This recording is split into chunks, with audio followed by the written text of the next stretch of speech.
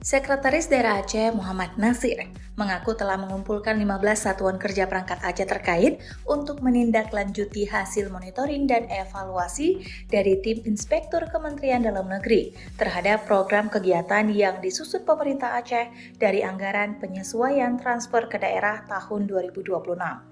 Hal itu disampaikan Muhammad Nasir dalam rapat monitoring dan evaluasi penggunaan tambahan TKD pasca maupun pra bencana yang digelar di kantor Gubernur Aceh Senin 30 Maret 2026. Dalam rapat tersebut, Sekda menegaskan bahwa sejumlah program kegiatan telah disesuaikan berdasarkan rekomendasi tim Monef dari Kemendagri.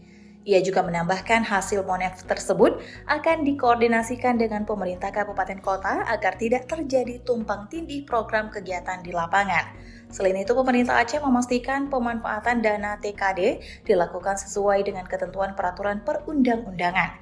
Pemerintah daerah, kata Nasir, siap menyusun program pemulihan dan pencegahan bencana melalui tambahan anggaran TKD 2026. Sementara itu, Inspektur 2 Inspektorat Jenderal Kemendagri, Andi Batara Lifu, menyampaikan bahwa pemerintah pusat telah mengeluarkan surat edaran sebagai pedoman dalam penyusunan kegiatan dan alokasi anggaran TKD 2026. Menurutnya, penyusunan anggaran harus difokuskan pada koridor pemulihan dan pencegahan bencana dengan sejumlah penyesuaian yang perlu dilakukan di daerah.